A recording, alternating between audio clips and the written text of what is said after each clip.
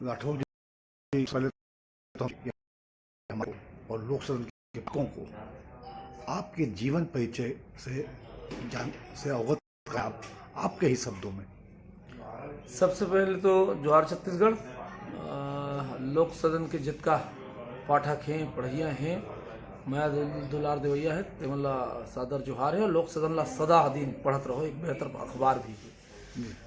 रही बात मोर जीवन, तो मोर जीवन एक मैं साधारण किसान के घर से आऊँ। मैं लेकर एक छोटे से गांव के कस्बा वाला क्षेत्र में, गांव भी नहीं गांव के कस्बा से मोर जीवन और मोर परिवार जो दादा परदादा है तेमन चले हैं।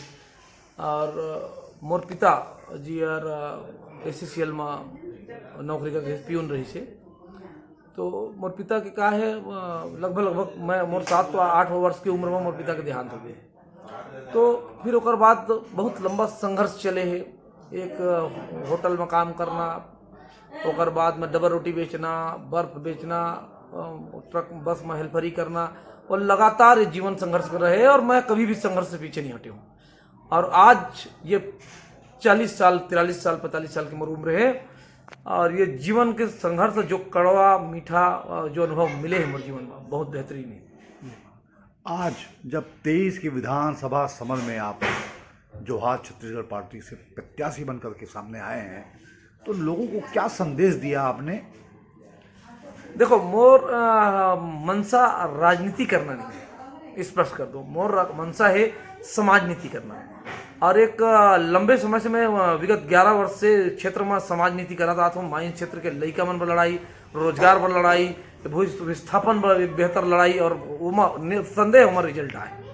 और मैं चाहूँ कि राजनीति नहीं करके एक बेहतर समाज नीति करी। और समाज में कोई गंदगी है या बहुत जन बोलते कि राजनीति गंदा जगह है, तो भाई हमारे घर के नाली है, अगर गंदा है तो साफ हम ही ले करना है। तो वो मनसा के साथ आया हूँ कि राजनीति साफ कर देना है।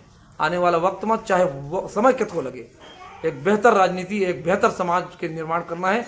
और खासकर कटघोरा विधानसभा में एक बेहतर कटघोरा का निर्माण करना है, ये मोर मनसा है।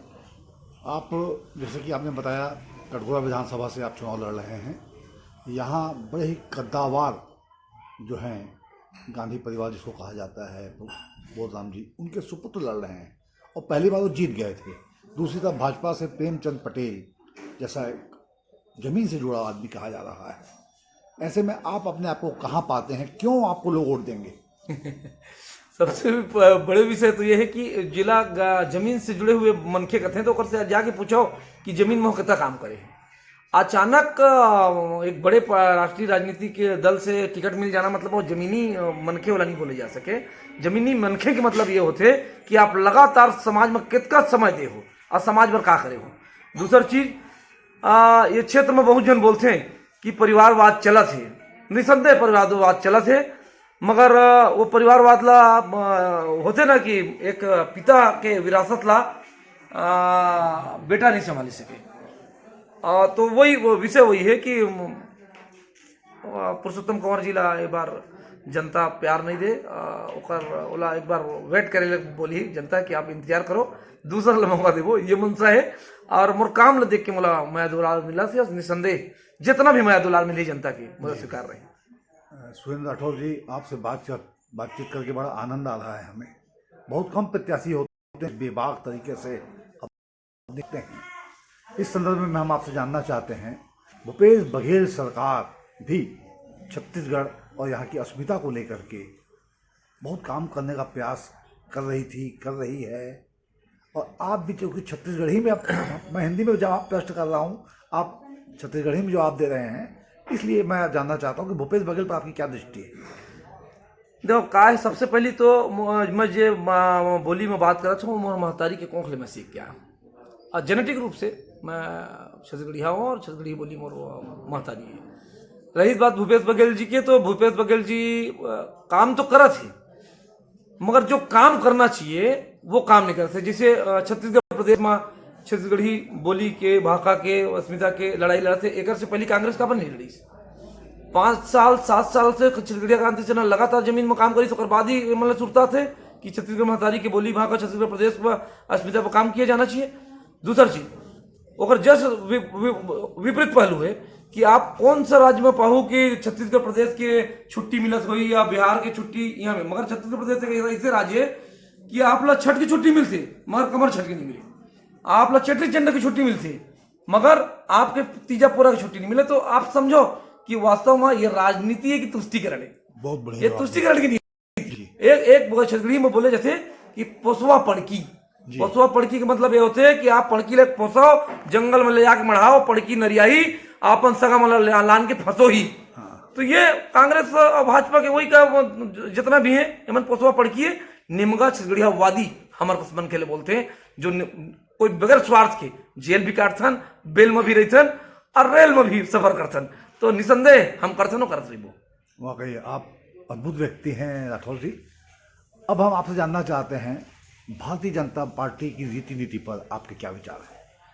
देखो, भारतीय जनता पार्टी के अपन मनसा है कि भारतीय जनता पार्टी आज तक अपन बात में तटस्थ नहीं रहे। एक तरफ हिंदू मुस्लिम की बात करते, एक तरफ भगवान राम के मंदिर बनाए की बात करते। आप बताओ कर से देखो, कोकरो आस्था से कोई खिलवाड़ नहीं होना चाहिए। आस्था अगर मोर एक पखरा में है तब मोर आस्था है, आस्था के साथ कोई खिलवाड़ नहीं। मगर आप राजनीति आस्था से कैसे जोड़ सकते हो? राजनीति एक अलग विषय है, आस्था एक अलग विषय है। तो मैं भारतीय जनता पार्टी के बहुत लंबा भविष्य नहीं देखा भारत में। बहुत जल्दी ये कर पोल खुलने वाला है और जो मनखे या जनता पढ़े लिखे लोग ये बहुत बेहतर समझा थे। आप कृपया ये भी बताएं कि आपके चुनाव लड़ने का मूल उद्देश्य क्या है, क्योंकि आप तो संघर्षकारी व्यक्ति रहे हैं भू विस्थापन को लेकर के। अब छत्तीसगढ़ जोहार छत्तीसगढ़ जुड़े हैं आप, तो थोड़ा सा स्पष्ट करें हमारे दर्शकों के लिए। मोर मनसा राजनीति में आना नहीं है, ना राजनीति करना नहीं है। मैं क्लियर कर दूं कि मोर काम है, मोर मनसा है बेहतर समाज नीति, एक बेहतर समाज का निर्माण करना और समाज में जो बुराई है ओला कैसे खत्म कर सकिए, और समाज में जितना युवा है बेरोजगार है और बेहतर भविष्य कैसे गढ़ सकी, ये विचार ये मनसा के साथ में राजनीति में आए हो। और मैं अभी आप लोग स्पष्ट कर दूं, चुनाव परिणाम आए नहीं है फिर भी मैं स्पष्ट कर दूं कि जनता अगर मोला चुन के नहीं भेजबी फिर भी उतने मजबूती से काम करूं जितना मजबूती से पूर्व में करते रहे, और से ज्यादा मजबूती से काम करूं।